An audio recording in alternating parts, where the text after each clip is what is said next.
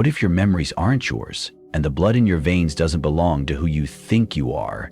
In this chilling story of forgotten rituals, hidden ancestry, and an ancient curse that never truly died, a young woman uncovers the horrific truth behind her family's legacy. As her world unravels, the shadows around her begin to whisper, calling her home, to a place she never knew, but somehow always feared. This isn't just a story about identity, it's a story about the price of knowing who you truly are. Let's begin. They found the first body nailed to the chapel door, arms spread wide as if in mockery of the crucifix. Her face was gone, scraped clean, as though something had eaten it off with careful precision. The sheriff said coyotes, but we all knew better. The town of Bellwood hadn't seen death like that since the fire of '68, and even that was more merciful than what they did to Sarah Cole. I say they because no one believed one man could have done it. Not like that. Not in Bellwood. And especially not to someone like Sarah, who'd taught Sunday school every week for the past 27 years. I was only back in town 2 weeks when it happened. After years of bouncing from job to job, divorce, and that one stint at the rehab center in Charleston, I had nothing left to lose. Bellwood was my last stop, my childhood home, where time stood still and people still remembered your name when you walked into the diner. The air smelled like damp pine and gasoline, and the silence was louder than I remembered. They say you can't go home again, but I did, and I regretted it the moment I saw the chapel. The Chapel of St. Winifred was old even by Bellwood standards. Built in 1852, its steeple leaned just a bit too far to the left, and the oak doors always creaked like they were protesting the weight of every sin that passed through them. That morning, the doors weren't just creaking, they were bleeding. Blood had dried in rusty streaks down the center, pooling in the cracks beneath Sarah's bare feet. Her crucified body hung there like some obscene relic, and the town stood watching in a stunned silence that buzzed louder than a hornet's nest. Sheriff Darrell was the first to speak. "Get the kids out of here." He didn't look at me when he said it, but I took the hint and pulled my niece Emma behind me. She didn't cry, just stared wide-eyed and white-knuckled, clutching the stuffed rabbit I'd won her at the Bell County Fair last week. She whispered something under her breath. I leaned closer. "She was looking at me," Emma said. "What?" "Her eyes, Uncle Nate. She didn't have a face, but I saw her eyes. They were still moving." I didn't know what to say, so I lied. "No, sweetheart, that's not possible." But I knew what she meant. I'd felt it too. The weight of eyes that weren't there, watching from the chapel's broken stained glass, from the cracked bell tower, from somewhere inside the walls. It started again. Later that day at the sheriff's office, I overheard the deputies whispering about symbols carved into Sarah's back. Symbols that weren't English. The sheriff hushed them quick, but I saw the fear in his eyes. He wasn't ready to admit what he knew, but the signs were already there. By the time night fell, Bellwood had started its descent into madness. The power went out around midnight, not just on my street, but across the entire county line. No storms, no wind, just gone. The old trees stood still, not a single branch swayed, no crickets, no owls, silence. That was when the knocking started. 3 knocks, always 3. Not at the front door, but at the back, right against the kitchen window. I live alone. I waited, holding my breath, every muscle locked in place. The knocks came again, this time slower, almost patient. I didn't move, didn't even dare reach for my phone. It was like the sound wrapped itself around the room, pressing into my skull. I don't remember falling asleep. I just remember waking up with muddy footprints on the linoleum. They weren't mine, too small, barefoot, like a child's. But Emma hadn't been over since the morning. I followed the prints to the back door. It was locked, deadbolt still in place.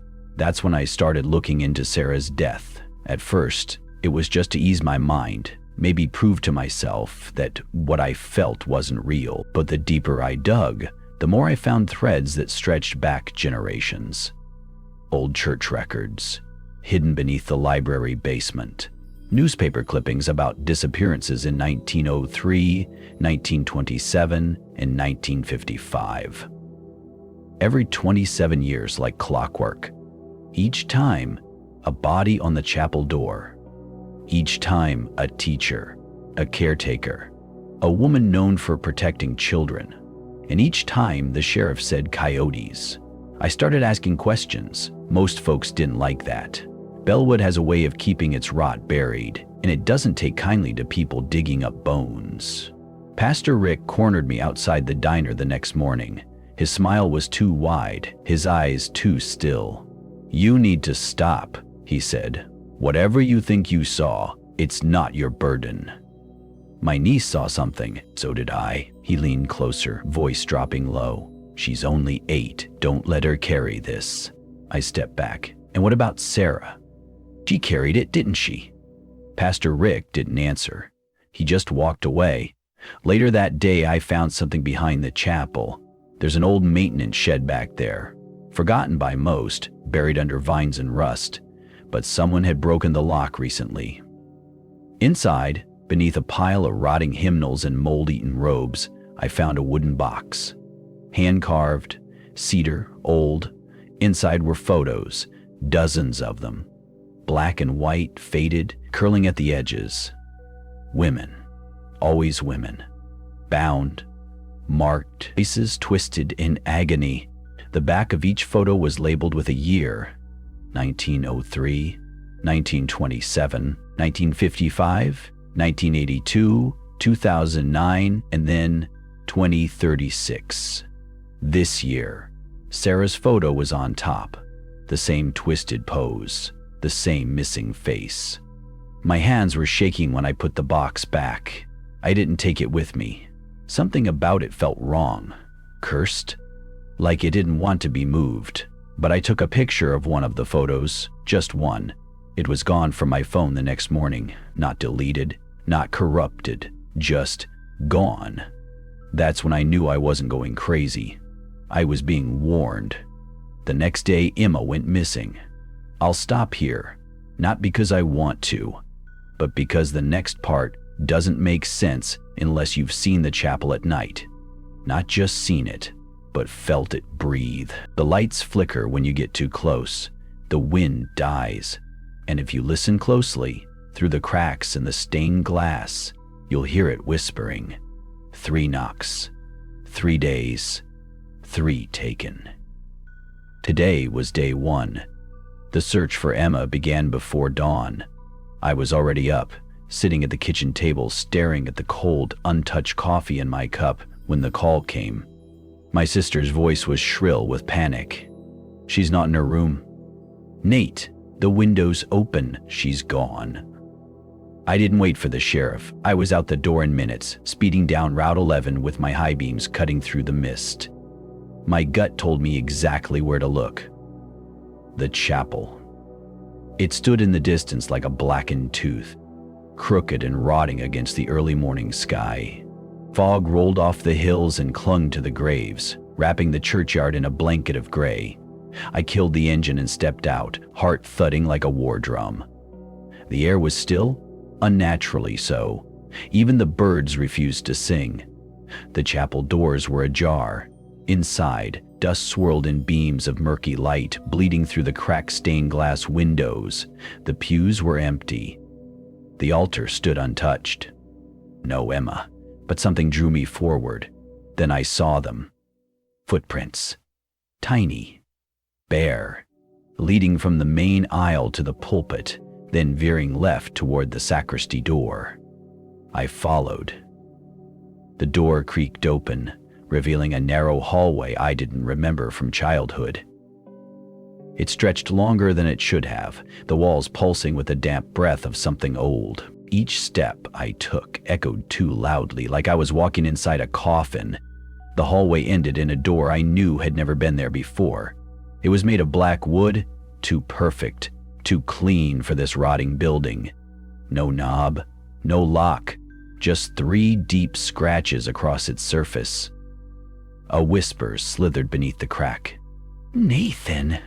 I stepped back, my name spoken in Emma's voice, but wrong, hollow, like it had been run through teeth before reaching my ears. Then I saw it. The scratches weren't random. They formed a sigil, the same one I'd seen etched into Sarah's back in the leaked police photo, the one they tried to bury. A spiral of 3 eyes, each with a slit pupil, watching. I didn't touch the door. I couldn't. Something inside me screamed to run, to leave now. But as I turned to go, I heard it again. Nothing. That time it came from behind me. I spun around and came face to face with Father Rick. Except it wasn't him. He was wearing the collar, yes, but his skin looked stretched too tight, and his eyes were milky white, swimming with black specks like ash in water. His lips curled, and the stench that poured off him was ancient, like dead wood and burnt feathers. "You shouldn't be here," he croaked. "I'm looking for my niece." He tilted his head almost sympathetically. "Then you should have left her out of it." I stepped back. "Where's she?" He didn't answer. Instead, he raised one shaking hand and pointed toward the door behind me. "She opened it." My stomach dropped. "I don't believe you. You already do."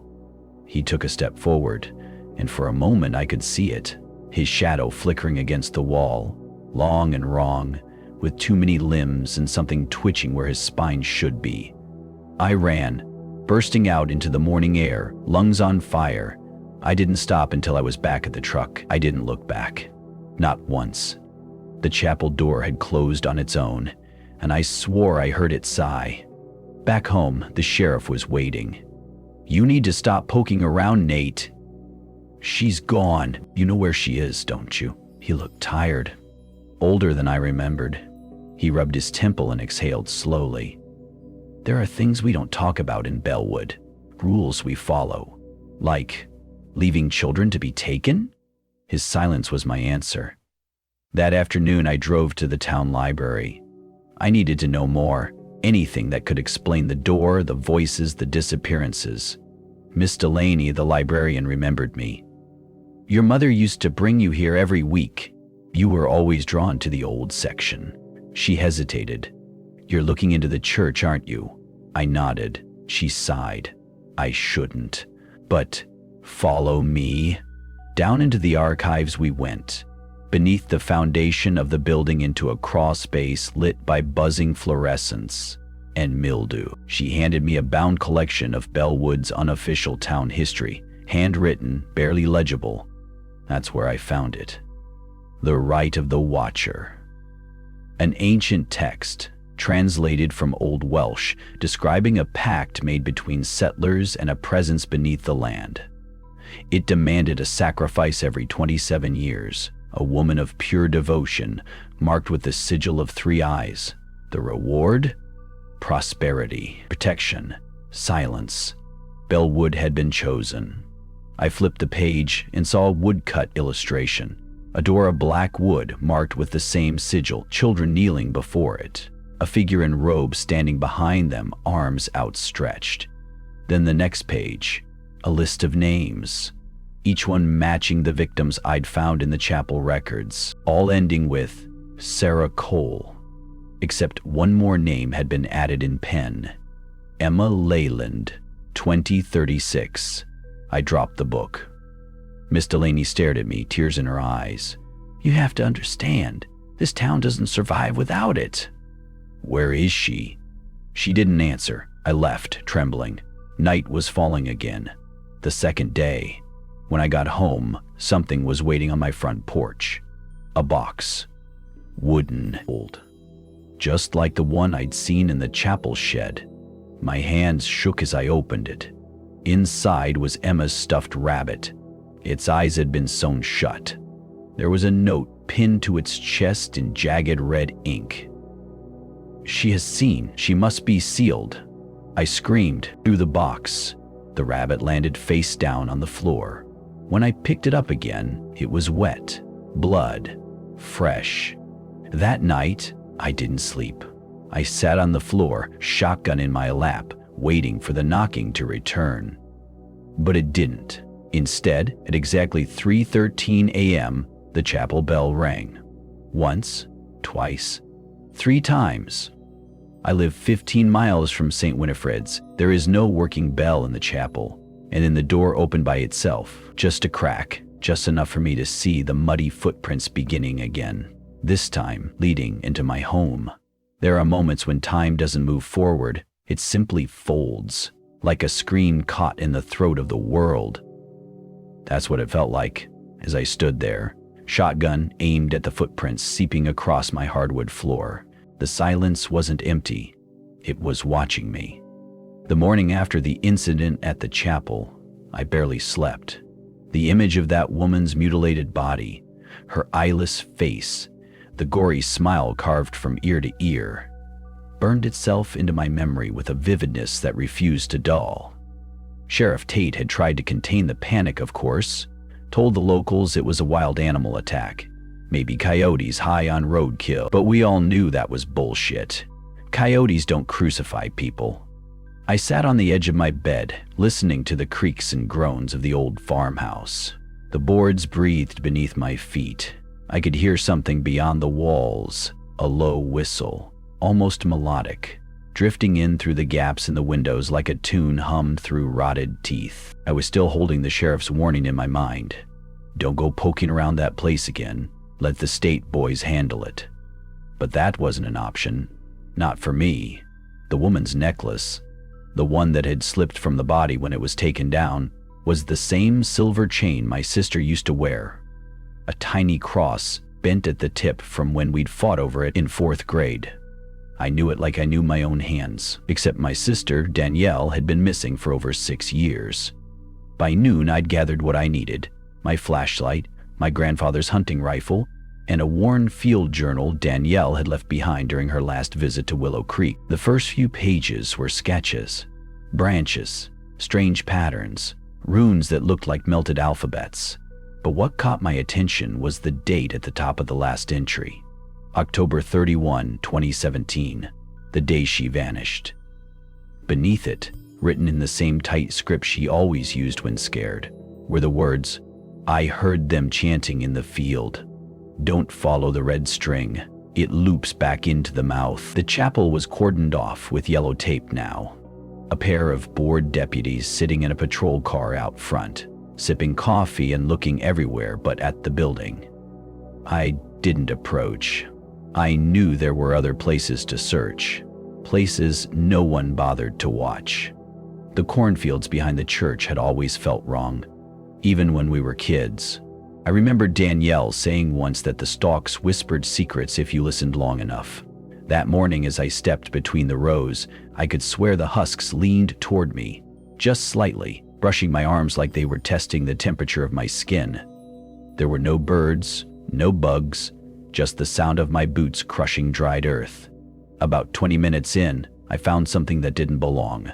A long strand of red twine pinned to one of the corn stalks by a rusty nail. I followed it, reluctantly, breath caught tight in my lungs, until it curved abruptly, looping into itself, forming a strange spiral that pointed down into a sinkhole covered by wooden boards. The boards were marked, carvings deep into the wood, the same runes from Danielle's notebook. My hand trembled as I lifted one board aside and shined the flashlight into the hole. A narrow ladder descended into darkness. The air that rose to greet me smelled like wet ash and something sweet, something rotting. Against every better instinct, I climbed down. The tunnel beneath the field was cramped, old, and cold. Cobwebs brushed my cheeks. The red string continued down here, tied taut against jagged rocks and rusted hooks, hammered into the soil wall. My boots sank into mud that had never seen sunlight. I moved slowly, the beam of my flashlight catching glimpses of bones, small ones, half buried in the muck.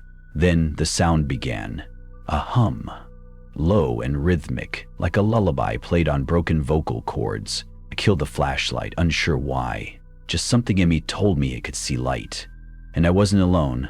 At the far end of the tunnel was a faint glow, candlelight flickering wildly. I crouched low, moved forward inch by inch until I saw the chamber. 5 figures stood in a circle, heads bowed. Their faces were covered by burlap sacks.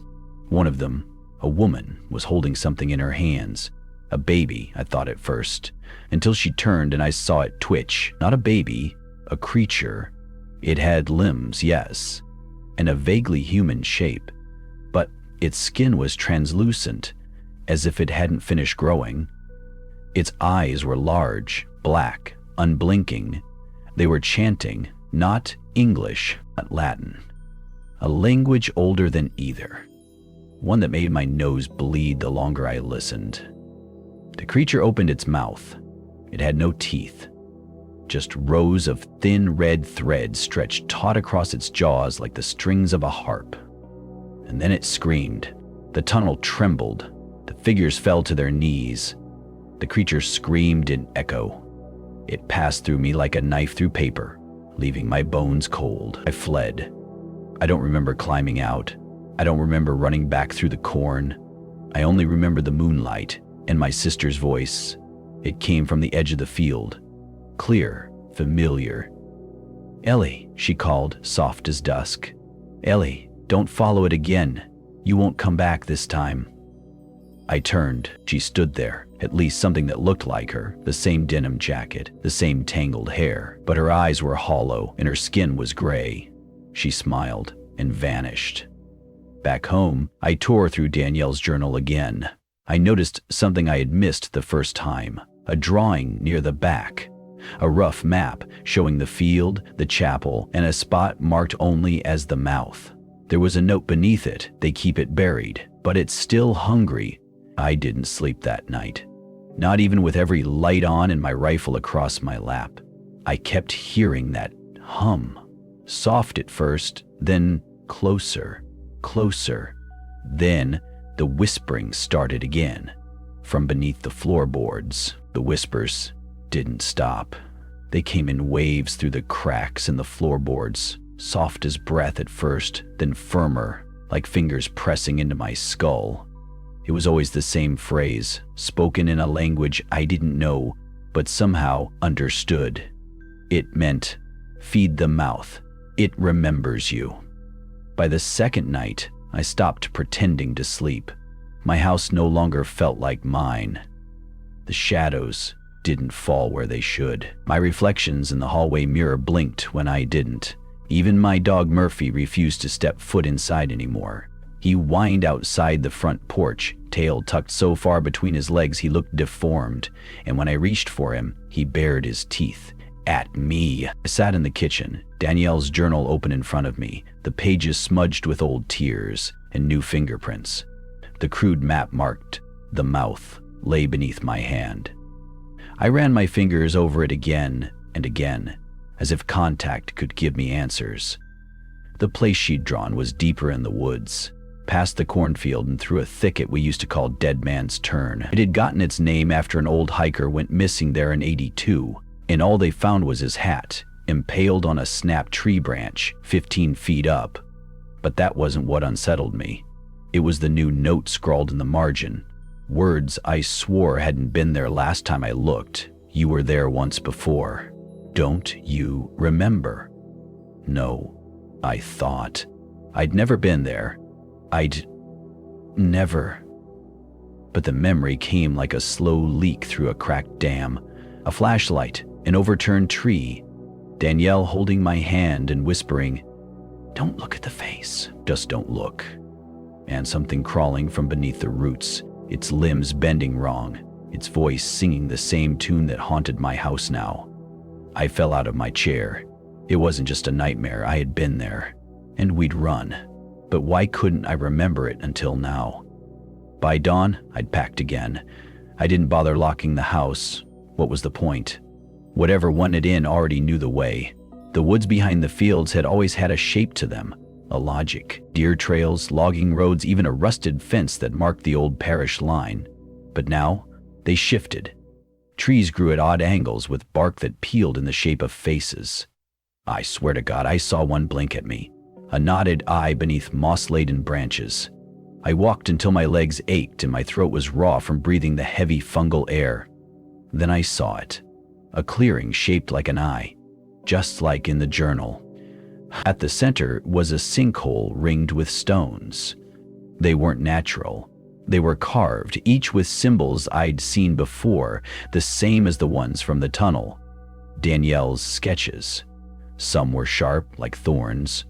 Others curved like serpents, eating their own tails. I stood at the edge of the pit and looked down.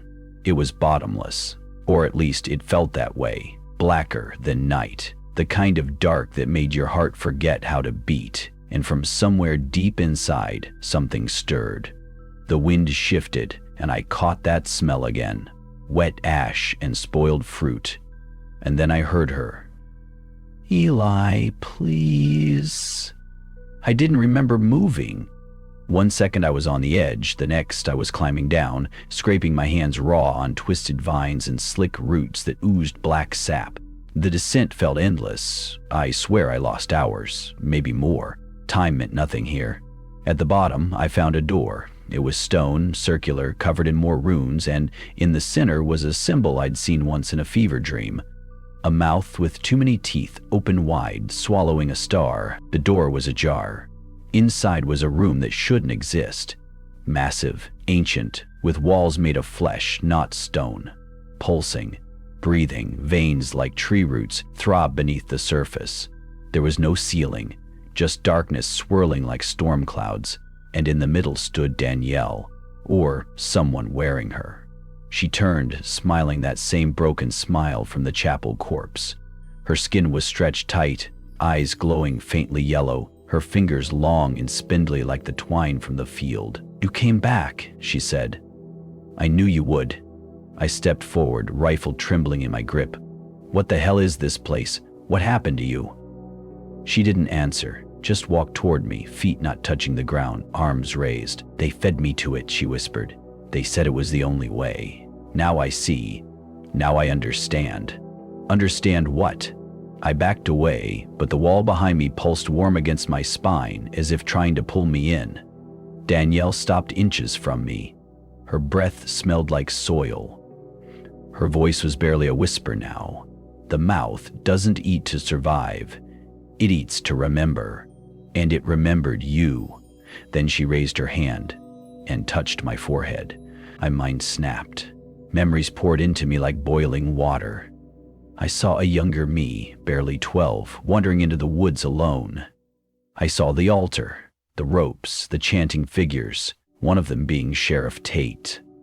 I saw myself screaming as the door opened and a creature like smoke and teeth emerged. Then Danielle, my sister, rushing forward, shoving me out of the way, taking my place.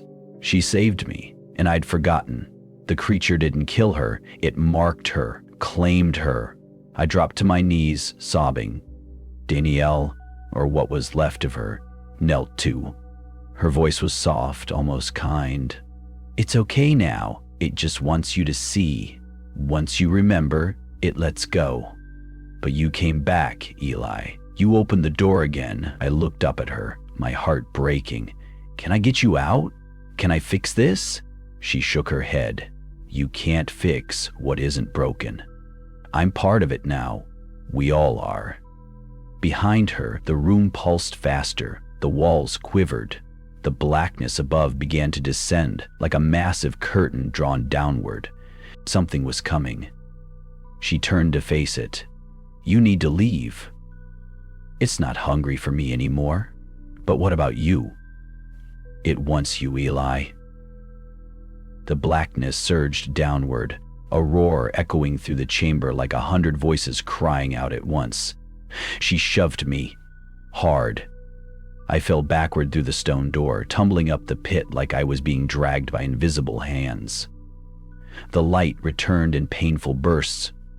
Dirt, sky, screaming wind, then silence. I woke in my bed.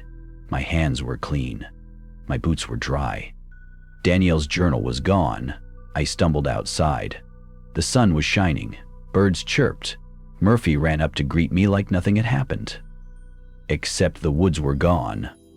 Where the trees had stood was a stretch of empty land, smooth as glass. No sinkhole, no eye-shaped clearing, nothing. I drove straight to Sheriff Tate's office, but he wasn't there. He wasn't anywhere. They said he'd retired weeks ago, moved out west, left a note. No one had seen him since. I asked about the chapel. What chapel, they asked. We haven't had a chapel in Willow Creek since the fire in 1984. That was when I realized something else. The photo of Danielle on my wall, gone. My parents' memories of her, gone.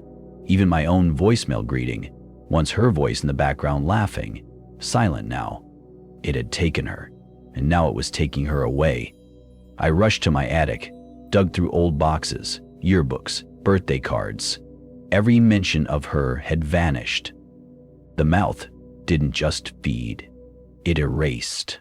I sat on the porch that night watching the sky bleed into night. And then, from the tree line that wasn't there this morning, I saw a figure. Small, frail, familiar. Danielle. But not as I last saw her, as she was before. 16, messy hair, dirt-smudged jeans. She smiled, waved, and behind her the trees began to grow again, but not normally. They grew fast, too fast, and their bark was covered in runes. There are things in this world that don't want to be remembered, because remembering gives them shape, and once they have shape, they want out. I stared at the tree line that had no right to be there. It had grown back in hours, not years, an entire forest reborn from nothing but a memory. Bark groaned in the wind, every trunk etched with runes I couldn't unsee. Even the air tasted wrong now, metallic and too thick. Danielle, if that was Danielle, stood motionless at the edge of the woods, smiling like she was waiting for me to do something. Like she knew I would. And she was right, because I couldn't sit still anymore. I shoved a flashlight into my coat pocket, grabbed my father's old revolver from the lockbox, and stepped off the porch. The ground was soft beneath my boots. Too soft. Like it hadn't had time to settle into reality. I reached the first tree and placed a hand on its bark. Warm. It pulsed beneath my fingers. Faint but steady. A heartbeat. I yanked my hand back and pressed on, past the edge of where the woods used to be and into whatever had replaced them. The forest was silent, not just quiet, dead. No birds, no rustling, not even the wind. And yet something listened. I didn't call out to her. I didn't want to hear the voice again, the one that sounded like Danielle but wasn't. Instead, I followed the trail I thought I knew, winding past trees that looked too similar, spaced too evenly, as if grown from a plan, not chance. Every so often, I found markings carved into the trunks. Runes, symbols, some fresh, others burned deep like scars. I passed a sapling twisted into the shape of a human rib cage, another bent into the unmistakable form of a kneeling figure, mouth open in a silent scream. I walked faster, heart pounding, until I saw something familiar, the clearing. But it wasn't empty this time. 7 stones stood in a circle, each topped with a severed deer skull facing inward. The pit, the mouth, was gone, replaced with a smooth circular slab of gray-black stone. Carved into it was a single phrase in that language I was starting to understand without knowing how. The seed remembers. It grows in you. I stepped back. My breath came short. Something writhed just beneath the surface of the slab, like roots pushing up against concrete. I raised the flashlight and then I heard it. Singing. Children's voices. I turned. In the woods behind me, 7 figures stood between the trees. They were small. Too small.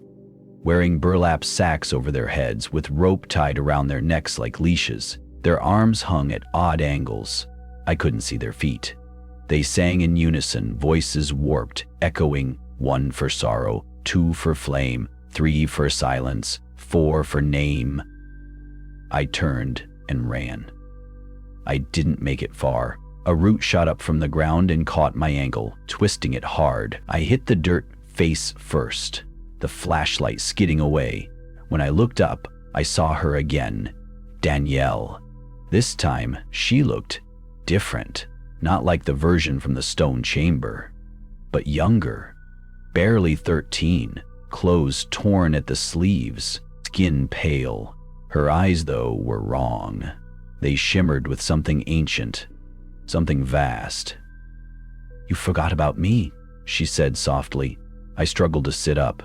I didn't mean to." She stepped closer. "You left me there." "No, I didn't know I was a kid." Her head tilted. "You don't remember everything yet." I opened my mouth to argue, but she raised a hand and placed a single finger on my forehead. And then, everything changed. I was in a room. No, a basement, lit by candlelight. Stone walls, a circle drawn on the floor, in chalk and blood. 7 figures stood around it, cloaked and chanting, and in the center, me, or a younger version of me, kneeling, terrified, and Danielle, again, standing just outside the circle, crying, pleading. The chanting grew louder.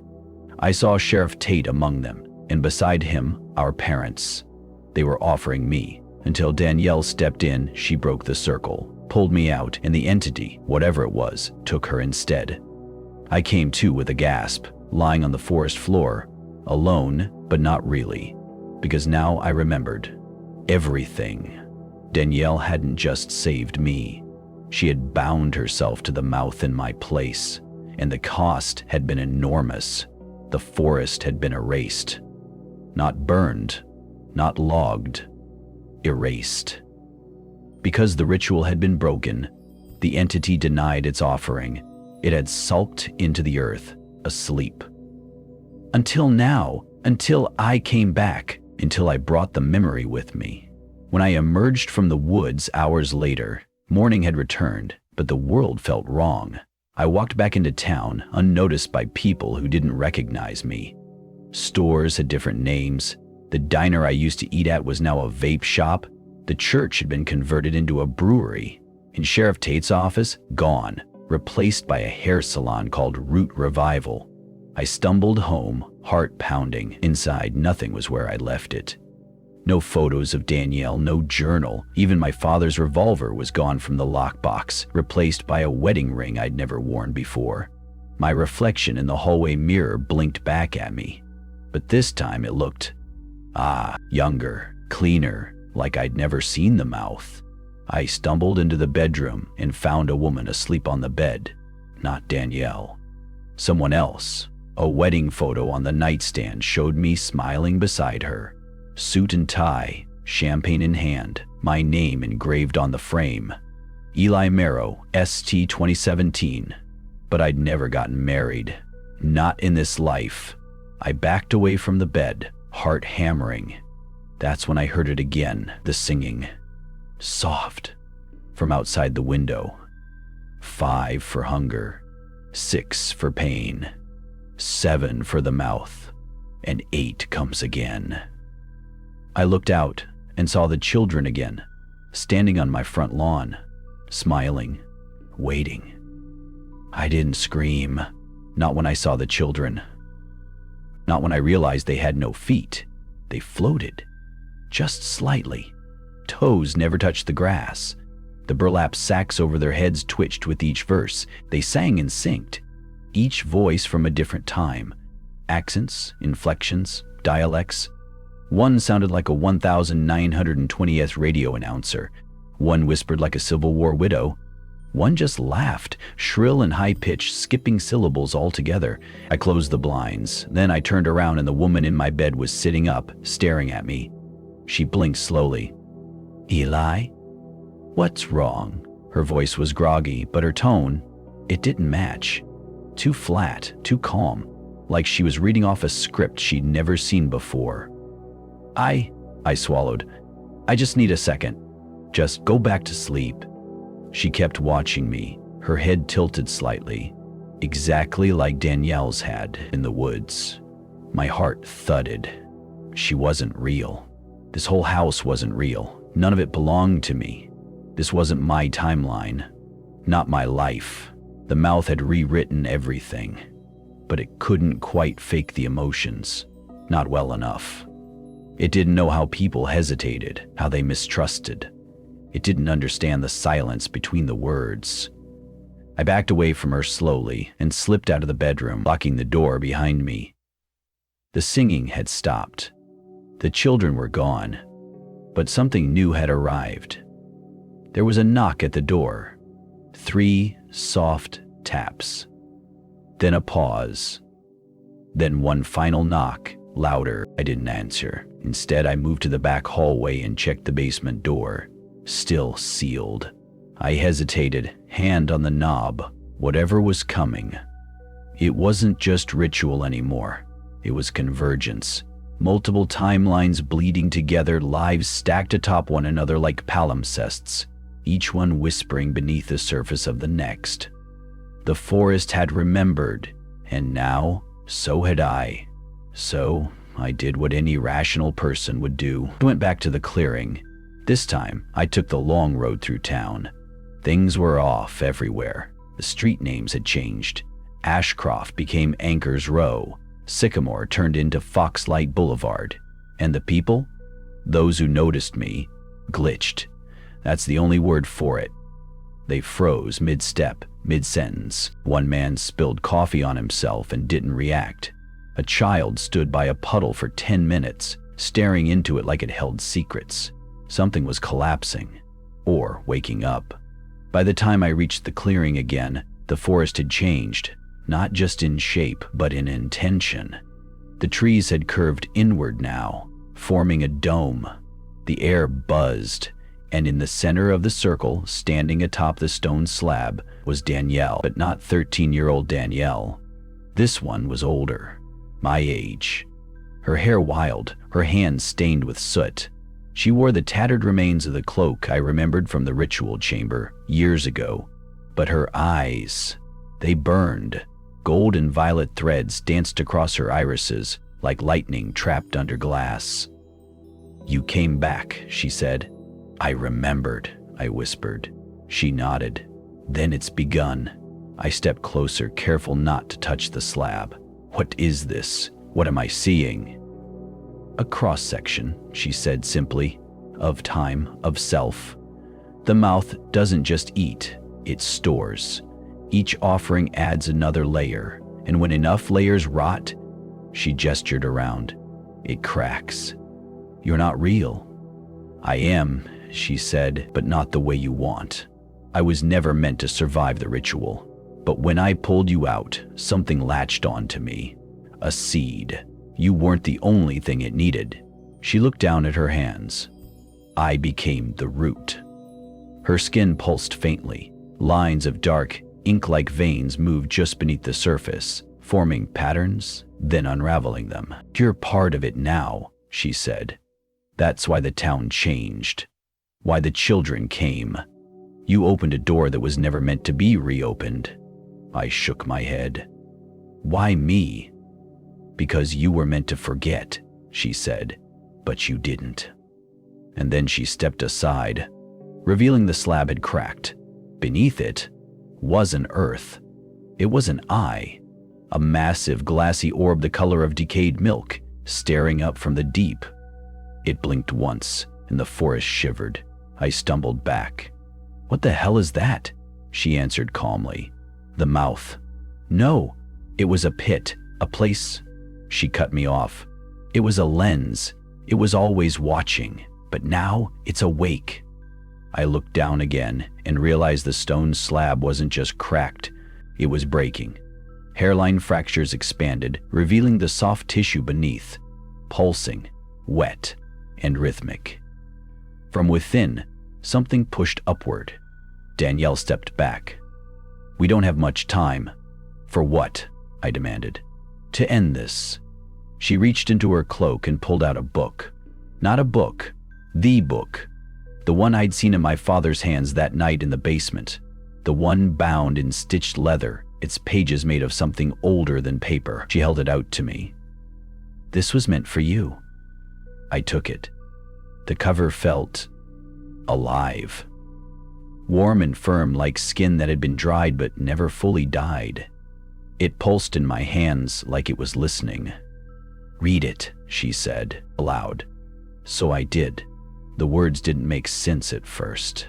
They weren't English or Latin or anything I'd studied, but they moved in my mouth like they belonged there. As I read, the forest shifted, the dome tightened, trees snapped backward, the air grew cold, and then, from every direction, they came. The children. All 7, now visible, faces exposed. Each one was me, 7 versions. 7 Elis from different timelines. One with a scar across his jaw. One wearing a soldier's uniform from a war that never happened. One who looked like a priest. They stood around the clearing, staring at me in unison. Then they spoke in one voice. "You must choose." Danielle turned to me. "Only one version can survive. That's how the mouth resets." "What?" "It's a loop. Always has been. Every few decades it collects the loose threads. It feeds, then it reboots." I shook my head. "No. No. I won't sacrifice anyone." She stepped closer. "You already did." The priest Eli stepped forward, raising a rusted blade. The soldier pulled a pistol. The others spread out, surrounding me. "I'm not doing this," I shouted. But the book in my hands burned hot, pages flipping on their own. Blood dripped from the margins. Danielle whispered, "You have to close the mouth." "How?" She looked me in the eye. "Become it." The world dropped out from under me. I fell into the eye, fell for seconds, then hours, then lifetimes. Saw versions of myself I had never lived. One where I drowned at 13. One where I became sheriff, just like my dad. One where I finished the ritual and Danielle died again. Each life twisted around me like roots, constricting, until I reached the center. A single black seed, suspended in nothing. I touched it and screamed. I woke up in the clearing. The stone slab was gone. The forest was burning. And Danielle was nowhere. The book lay beside me, ash now, but something had changed. I looked down at my hands, veins blackened, eyes humming faintly with light. I wasn't just remembering now, I was becoming. The forest had chosen, or maybe it had never stopped choosing. Behind me a voice whispered, "One for sorrow." I turned and saw myself, smiling, knife in hand, waiting. We don't speak of the Blair Hollow, not because we've forgotten, but because something still listens. The road to Blair Hollow was a forgotten vein, cracked and creeping with the slow suffocation of ivy and neglect. Jonah gripped the steering wheel tighter as the tires crunched over gravel, each bump jarring the bruises along his ribs. The morning sun had tried its best to pierce through the thick overgrowth of oaks, but the sky remained a stubborn gray, and the mist rising from the earth clung like a second skin. This part of Appalachia wasn't on any tourist map, and, if it was, someone had scratched it off. In the back seat, Sarah traced invisible lines on the fogged-up window, murmuring a lullaby under her breath. It was the same tune she'd hummed back at the dorm room when things got strange, when they found the journal beneath the floorboard. That journal was now resting on her lap, bound tight with a leather belt, like a thing that needed restraining. Lucas sat beside her, slouched and silent, cradling the video camera with both hands. He hadn't spoken much since they left the county gas station, where the attendant told him with an anxious chuckle, "Ain't nothing but God's graveyard out that way." Jonah didn't believe in ghosts, but he believed in stories. And Blair Hollow had plenty of those. Cursed lineage, vanishing children, a family compound lost to the woods. What they didn't expect, what none of them could have known, was that some stories didn't wait to be discovered. Some reached out. The moment they crossed the rusted cattle gate, the signal on all their phones died. A flock of blackbirds scattered into the sky, their cries high-pitched and panicked. Sarah flinched. Lucas turned the camera on. "Start rolling," Jonah muttered. "Every second from now on counts." The path narrowed quickly, funneling into a tunnel of ancient trees, Moss-draped branches formed a canopy so dense it seemed to mute the very wind. It wasn't long before the car stalled in front of an overgrown clearing. The Blair family homestead. It looked like a half-sunken corpse of a house. 2 stories high, windows like empty sockets, wooden beams weathered and warped into grotesque shapes. Vines slithered up the porch like veins pumping lifelessness into rotting flesh. An old swing creaked on a rusted chain. Jonah exhaled through his nose. "Let's make it fast, in and out, no hero stuff." They stepped out, boots sinking into the moist ground. Sarah gripped the journal as if it might flee. Lucas began filming immediately, panning slowly toward the house. As they approached the front steps, Jonah noticed symbols scratched into the wood near the door frame. Circles intersected by triangles, lines etched with ritualistic care. He brushed the vines aside and caught the faintest scent of charred herbs. The air tasted metallic. Inside it was dark, despite it being noon. Dust motes hung like suspended ash. The main hall stretched into a yawning black throat, rooms peeling away like molted skin. Jonah flicked on his flashlight. The beam cut through the gloom, revealing furniture swallowed by mildew and portraits on the wall that had bled down from their frames. Sarah paused at one of the portraits. "That's the same face," she whispered, pointing to a gaunt man in a black suit. "He's in the journal. Great-great-grandfather Everett Blair," Lucas said quietly. "Minister, occultist, disappeared in 1919. Jonah stepped toward a closed door at the end of the hallway, compelled by something deeper than curiosity, something beneath his skin, under the bones. The door opened with a whine. A parlor, empty except for a stone fireplace and a chair positioned toward it. On the chair, dried flowers, ashes, and something else. An object wrapped in burlap and tied with red string. He bent down. The air shifted. Sarah gasped. "Don't!"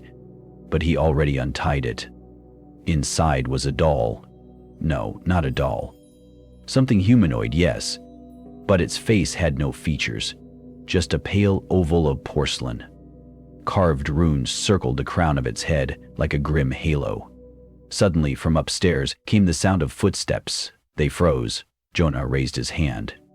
1 step, 2, then a dragging sound. "Could be an animal," Lucas whispered, but the next sound wasn't animal. It was unmistakably human. Laughter. High, childlike, echoing. They bolted toward the stairs, driven more by instinct than decision. But at the top, the corridor was empty. The floor creaked under their weight, every board groaning like protest. Rooms branched left and right, doors partially ajar like they were waiting. Jonah opened the nearest one. Inside, an old nursery. Walls lined with hand-drawn pictures. Crayons faded, but the images horrifyingly clear. Figures without faces. A woman with black eyes and hair made of writhing snakes. A tree growing upside down from the ceiling. In the crib sat another porcelain figure. Sarah backed away. "No, this isn't right. The journal said there were 3. Jonah turned to her. "3 what?" She opened the book, flipped pages fast. 3 vessels, carriers of silence, used to trap. The door behind them slammed shut. Lucas yelped, spinning around with the camera. Darkness descended, unnatural and absolute. Their flashlights flickered and died. From the crib, the figure moved. Not much, just a twitch, a jerk of the head, and then another sound. Knocking. 1, 2, 3. From inside the walls, Jonah kicked at the door. "It's stuck!" Sarah cried out, the journal falling open on the floor. Pages fluttered as if caught in wind. Symbols glowed faintly. The room's temperature dropped. Lucas pointed the camera toward the crib and screamed. The figure was no longer alone. A hand, thin, gray, almost translucent, had emerged from the wall beside it, pressing flat like a print through old plaster. Jonah grabbed the doll from the crib and hurled it against the wall. The plaster cracked. The hand retracted. The door unlocked with a soft click. They fled the room. Downstairs, the house seemed changed. Longer, The hall now endless. Doorways had moved. Portraits stared from new angles. Time felt rubbery, slow. Then came a voice, gentle, female. "You took what was mine." Jonah spun. A woman stood at the base of the stairs. No feet, no face, just a silhouette in mourning dress, veil hanging like black mist. She lifted a hand and pointed at Sarah. "The carrier has awakened."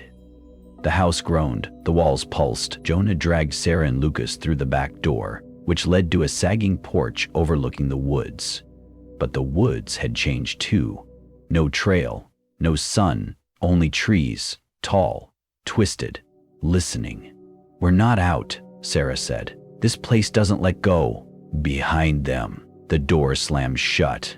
A chorus of whispers erupted from the trees, and from the journal, which Sarah still clutched, a page tore itself free and floated to the forest floor. On it, written in rust-colored ink, "The first seal is broken." The silence wasn't just heavy, it was breathing.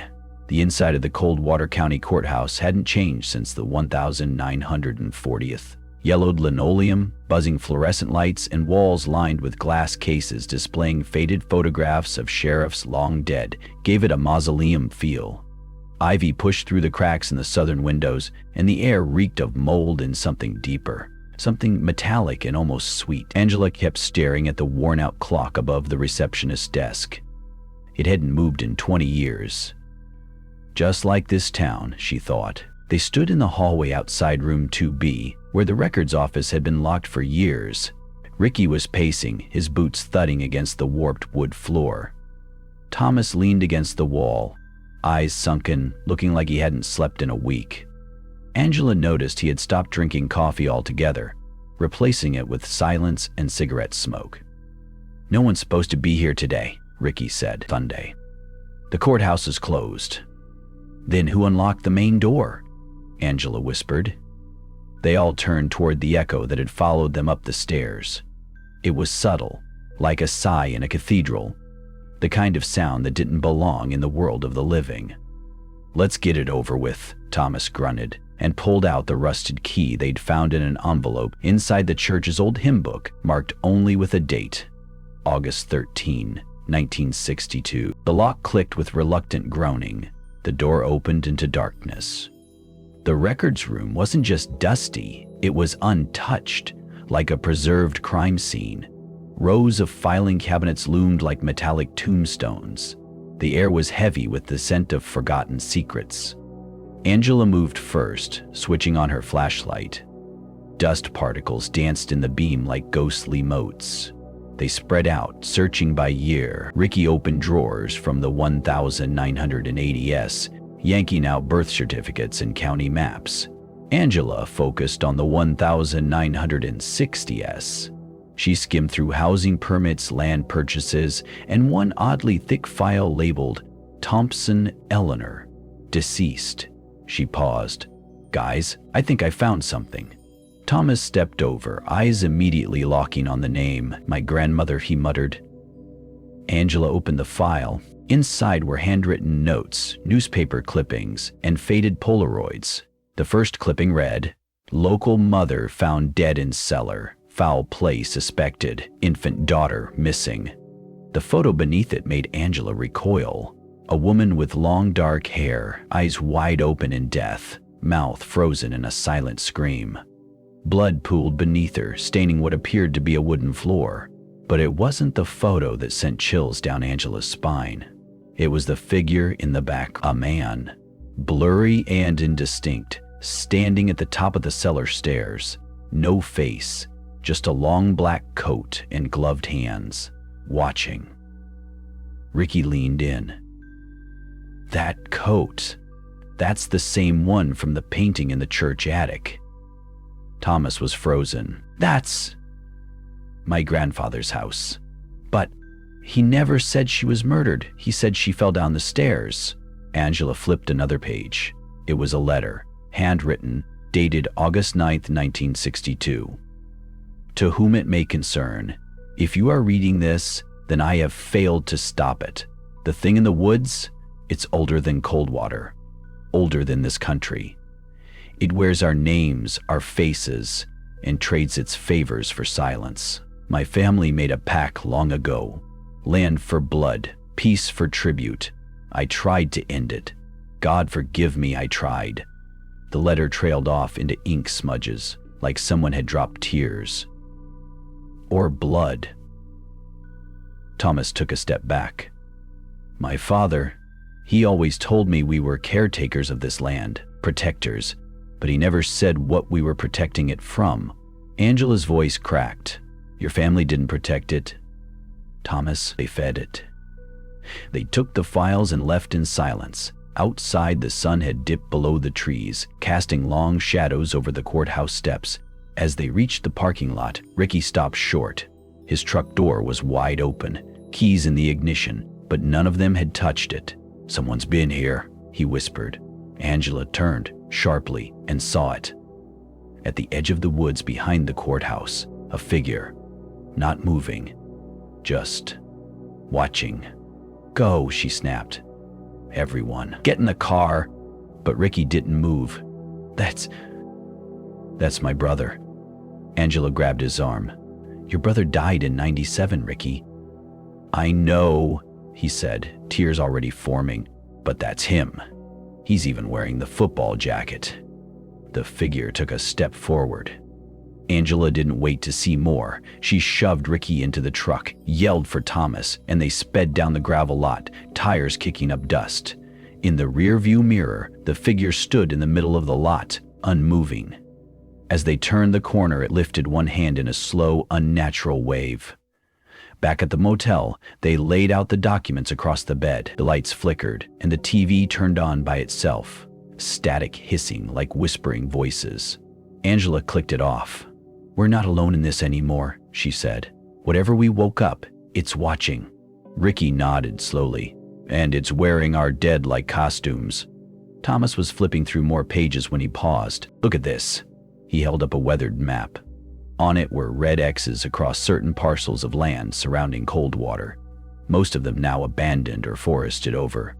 But one was circled in black ink, Hawthorne Orchard, parcel 17B, sealed in 1939. Angela frowned. I thought the orchard burned down. Thomas shook his head. It didn't. My grandfather sealed it. With concrete, salt, and something else he wouldn't tell me. Angela traced the circle on the map with her finger. That's where we go next. Suddenly, the bathroom door creaked open. Though no one had gone in, they all turned. The lights buzzed, then went out.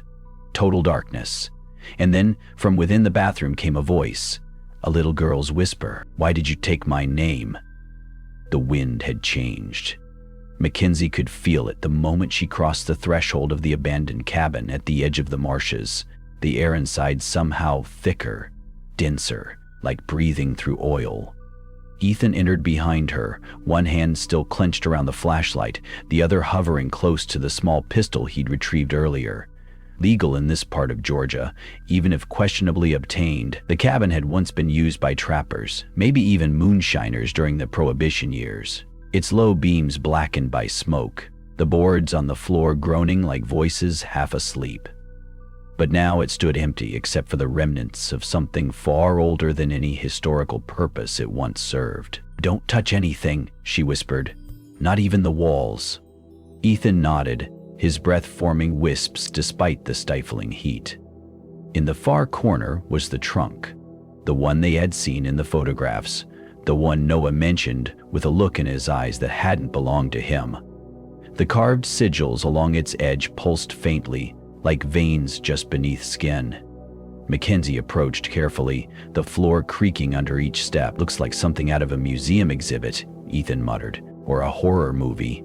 No, Mackenzie replied, kneeling. This is older than stories. This is where stories come from. She traced one symbol with her finger, but not touching it, mimicking the arc with air. Are you going to open it? I don't want to.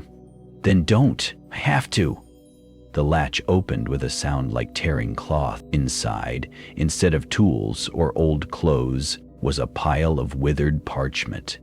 Pages bound by leather so cracked it might crumble with one breath. But they held. as if protected by something unspeakable. Ethan leaned over her shoulder. "Is that writing?" She turned a page slowly. "Not any language I know." There were symbols, but some of them shifted when she stared too long. Letters that reassembled themselves, lines that swam like eels under the surface of black water, and between the pages, something fell out, a tooth, large, yellowed, and unmistakably human. Ethan reeled back. Jesus. No, not Jesus, something much older than him. They didn't speak for several minutes after that.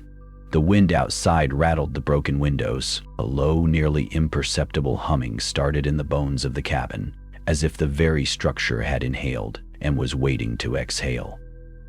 "I need to take this back with me," Mackenzie finally said. "The book? Are you insane?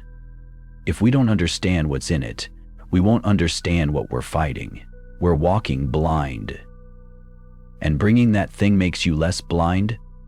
She didn't answer. Outside, something moved through the trees with a slow, purposeful cadence. Too heavy for a deer, too light for a bear. Ethan turned toward the sound, raising the flashlight, but the beam was swallowed whole by the fog. Mackenzie wrapped the book in an old cloth from the floor, tucked it into her backpack. As they left the cabin, she whispered something in a low voice. Not English, not even Latin, but syllables that came from the margins of her memory, like a lullaby taught by someone she couldn't name. Back at the motel, the others were waiting. Maria had lit candles in the corners. Catholic instinct, or just fear. Carter stood at the window, blinds drawn shut but fingers parting them just enough to keep watch. "Did you find it?" Maria asked, her voice barely above a breath. Mackenzie nodded. "We found something. I don't know if it's the source or just another layer." She opened the cloth carefully and laid the book on the center of the room's small table. The air shifted again, lights flickering once, a ball buzzing. Carter moved closer. "Tell me that isn't a grimoire." "It's older," Mackenzie replied. "Maybe even older than the settlers who disappeared here. There are symbols that resemble early Algonquin glyphs, but mixed with something else. Something I don't recognize." "It's not just the people that went missing," Maria said. "I made calls. There's a pattern, back decades. A family every 13 years, all on the same night." Mackenzie looked up sharply. 13 years? Maria nodded. "Next cycle would be this year, 3 days from now." They were quiet. In that silence, the ticking of the motel's old wall clock sounded like a countdown. Ethan cleared his throat. "I know this is going to sound insane, but I think I saw the woman again." "What woman?" Carter asked. "The one from the woods. The one in the dress, with the 2 long fingers. I thought it was a hallucination last time, but tonight, she was standing just off the road when we drove back." "You sure it wasn't some local?" Carter said, though he didn't sound convinced. "She didn't blink, man, and her mouth—" Ethan paused. "It was moving, but I couldn't hear a sound." Mackenzie shut the book. "We're not hallucinating, not anymore. Whatever this is, it knows we're here. It's not hiding now." They set watches that night. No one slept, not really. Maria hummed prayers under her breath. Carter cleaned his shotgun twice. Mackenzie copied symbols from the book onto blank paper, matching them against digital scans she'd taken from historical documents weeks ago. There were partial overlaps, but too much was still unknown. At 3:13 a.m., the motel phone rang. Carter jumped. Mackenzie answered. No one spoke on the other end, just a sound. Breathing. Slow. Wet. Then a voice, guttural and distant, speaking a single word, "Return." Mackenzie slammed the receiver down. "It knows," she said, her voice shaking for the first time. "It knows what we took." By morning, fog had blanketed the entire town. Streets were empty, even the gas station was closed. A handwritten, out-of-service sign tacked to the glass. They returned to the woods, not because they wanted to, but because the book seemed to compel it. The symbols on the page now had drawn lines pointing toward the eastern ridge of the valley, somehow reshaping themselves each time she blinked. It wasn't just a map. It was a living thing. They hiked for miles. Trees grew thicker, denser, sounds warped. Birds went silent. Even their footsteps seemed muffled, like the world didn't want them to be heard. Then they found it. A clearing. At the center, 13 standing stones, arranged in a perfect spiral, each one etched with the same glyph burned into Mackenzie's dreams. On the largest, a name was scrawled in dried blood. Noah. Ethan dropped to his knees. "It's a trap," Carter said. "We need to get out, now." But none of them moved. The wind shifted again, carrying the faint sound of a woman singing lullabies, off-key and slow but familiar. Mackenzie stepped forward. Then the ground cracked beneath them. It wasn't an earthquake. It was deliberate, controlled, as if something just beneath the surface had reached up and pulled. Maria screamed. The stones began to glow, and from the forest dozens of figures emerged. Not alive, not truly. Limbs bent wrong, mouths sewn shut, eyes blind but still seeing. Noah stood among them, smiling, but it wasn't Noah anymore. It wore his face like a mask, and behind it something much older was finally awake. They say the dead don't speak, but that night the woods whispered my name. It was close to midnight when I returned to the ruins of the chapel. The fog, now denser than ever, crawled low like a living thing, slinking between cracked gravestones and slithering up my boots. The moon, once a pale sentinel in the sky, had vanished behind thunderclouds, and the darkness that fell over the forest was thick enough to choke on. I carried the old journal tight under my arm, the last of Father Mallory's confessions scribbled within. It wasn't just a diary. It was a key, a map, a curse, and it led here, back to the epicenter of it all. Dylan limped beside me, his eyes sunken, his skin pale with dried sweat and healing wounds. The painkillers were doing little to ease the throbbing in his shattered arm. He hadn't said much since we fled from the hollow tree and left behind the thing that once called itself Noah. What could he say? We'd witnessed something unholy rise from the earth, wearing a boy's skin like a mask. And it had whispered secrets to us. Terrible, beautiful secrets. "We're going to find her," I told him, more for myself than him. "We end this tonight." He nodded, but didn't respond.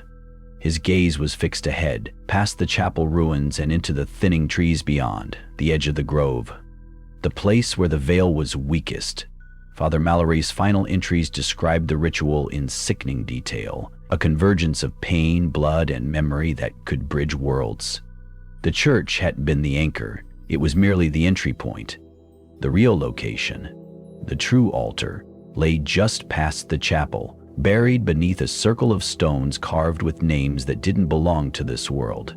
And if the pattern held, if the timeline followed the old calendar of the Hollow Saint, then tonight, this precise hour, was when the gate would open. We moved past the rusted gates, through the overgrowth of devil's ivy and dying blackberry thorns. Each step closer brought with it a growing sense of heaviness in my chest. Not fear, not quite. It was like gravity itself had grown teeth.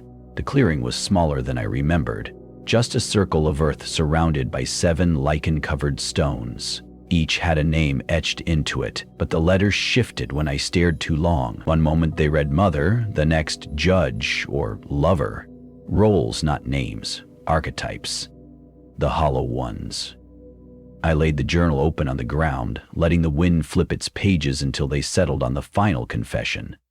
A crude diagram of the stones, annotated with the last words of each sacrifice. There were 4 names scratched in red ink at the bottom. 3 had already been spoken: Noah, Reverend Talbot, Mrs. Redfern, and the 4th, Grace, my mother. The wind began to howl. It didn't come from above, but from beneath the soil. The stones vibrated with a sound like a dying choir. Voices dragged through rusted wire. The trees bent outward, pushed away from the circle, as if repelled by what was coming. Dylan stumbled backward, his face contorting.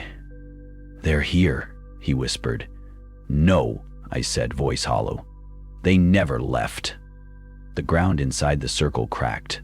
From the center, something clawed its way out. Not a body, not a creature, but a shadow molded from grief and memory. It rose without form, without eyes. Yet I felt its gaze burn through me. "Who speaks the name of the hollow?" a voice asked. Not aloud, but inside my head, crawling down my spine like frostbite. "I do," I answered. The journal caught fire. No flame, just sudden black ash. The pages turning to dust in an instant. It had served its purpose.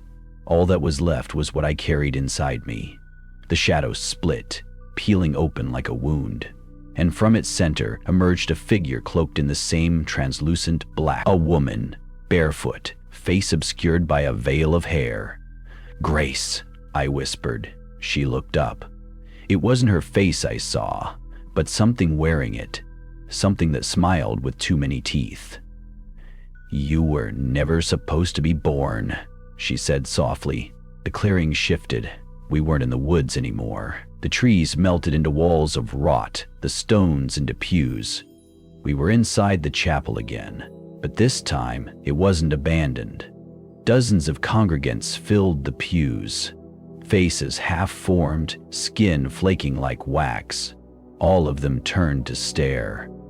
Some wore the uniforms of the 1950s. Others wore Puritan black. One man, bloated and green with algae, wore a sheriff's star from a town that no longer existed. All of them mouthed the same word, in unison, over and over: return.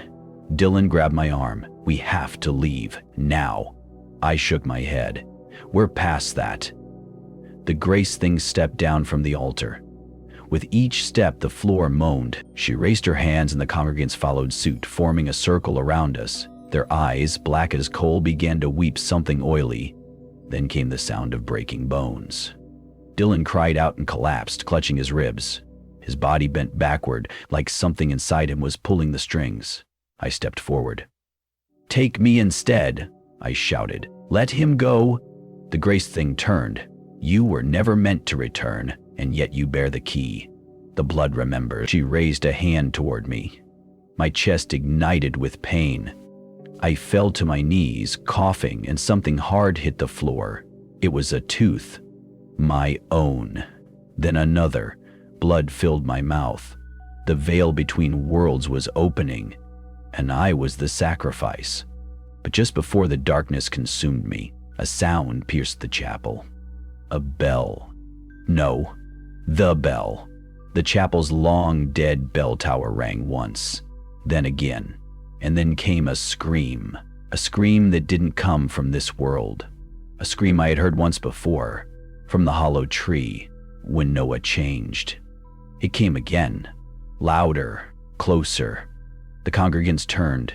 The Grace thing shrieked, and through the rotten wooden doors walked a figure wreathed in shadow, smoke trailing behind him, barefoot, eyes glowing with borrowed light. It was Noah, but not Noah, something far worse, and he was smiling. The first tremor hit the ground just as Cole stepped into the clearing. It wasn't an earthquake, not exactly. It was subtler, as if the land itself was breathing, its long-forgotten lungs stirring awake beneath centuries of soil and silence. He paused, flashlight held high, eyes wide. The trees around him creaked, not from wind, but something deeper, rhythmic, intentional, like a pulse. Behind him, Abigail stumbled forward. Her lip was bleeding again, and her torn jacket flapped open like wings. Her face was ash pale, eyes flicking everywhere. "This isn't this place. It's moving. It's alive," whispered Cole. "The whole forest." "No, not the forest," she said, her voice flat with terror. "The land. It was never just about that church, or those woods, or even the tower. It's underneath. It's all underneath." The realization hit Cole like cold water. All the tunnels, the inexplicable heat, the stories of towns that disappeared, they weren't isolated. They were symptoms. The real entity wasn't in any single place. It was the earth itself, or rather, what lay beneath it. Something vast, coiled, waiting. The entrance to the subterranean chamber looked nothing like the others. It wasn't carved by hands or erosion, but seemed torn open, as if some ancient wound had finally burst. Rocks were scattered around the edges, scorched and glistening with a black resin that steamed in the cool air. A faint hum escaped from its depths. Low, musical, like an organ note held just beyond hearing. "Should we even go down there?" Abigail whispered. "We came this far." They entered without ceremony, the darkness swallowing them inch by inch. The air was wet and thick, buzzing faintly against their skin like invisible insects crawling over every inch of exposed flesh. It felt wrong. Too humid, too dense. Time and space no longer obeyed the same laws inside. "Count your steps," Cole muttered. "Don't lose track." They descended for what felt like hours, yet neither grew tired. The corridor twisted and curved with impossible geometry, turning them inward, downward, deeper. Bone spirals appeared, etched into the walls, glyphs that shimmered faintly, then vanished when looked at directly. The resin thickened underfoot until it clung to their boots like tar. Then, at the bottom, they emerged into the final chamber. It was a dome the size of a cathedral, with no ceiling, only void, pure, unbroken void, as if the top of the chamber opened into a sky that had never known stars. And in the center, the harrowed one. It no longer looked human. The last time they had seen the creature, half-rotted, veiled in hair and bone, it had moved like something imitating flesh. Now it stood, towering, reshaped, limbs too long, bones extruding like roots. Faces bloomed across its torso, some familiar, some unknown, fused into one writhing whole. It was becoming many, and it was watching them. Cole raised the flashlight, which immediately flickered and died. "You shouldn't be here," the creature said, or perhaps 100 mouths said in unison. "No," Cole replied, trembling, "but you shouldn't exist." The walls began to hum, the air throbbed. The void above them rippled like water. Abigail reached into her bag, pulling out the only weapon they had left, the obsidian blade ritual dagger they had taken from Reverend Leary's secret compartment. Its edge shimmered with old light, something not quite natural. "I know what this is now," she said, holding it forward. "It wasn't made to kill. It was made to separate, to seal." The harrowed one cocked its thousand-faced head. "You can't contain what was never whole, but I can close the breach," she said. She turned to Cole. "You have to finish the story." "What?" "You heard me. Say it." Out loud, Cole's mind reeled. "That's why it's all been oral, why the stories were half told. You have to finish them, or they stay open." Abigail nodded, stepping toward the creature. "No," he said, reaching out. "Don't. I'm already part of it, Cole. I've been part of it. That's why it chose me. I hear it in my sleep." Her eyes glistened. "So make it mean something." Cole didn't remember all the words, but he remembered the shape of the story, the rhythm. He began to speak slowly, reciting the tale of the harrowed one, from its origins in the salt mines, to the first blood rituals, to the tower raised not to honor, but to suppress. With each word, the air grew colder. The creature shrieked, its many faces distorting. "Melton." Abigail moved fast. She plunged the dagger into the obsidian pool at the creature's feet. The surface cracked. A scream erupted, not from the creature, but from the walls, the land, the void above. The dome shook violently, stone collapsed from above. The darkness reeled, and then everything went white. When Cole awoke, he was on the forest floor. Morning light filtered through the trees. Birds chirped, the wind was calm, ordinary. He sat up slowly. His body ached, covered in cuts and dried blood, but he was alive. Abigail was gone. The clearing looked untouched. No cave, no resin, no portal. Just dirt, trees, and sunlight. He stood, stumbling toward the trail. His phone was miraculously in his pocket, still dead. His watch read 7:13 a.m. He laughed bitterly.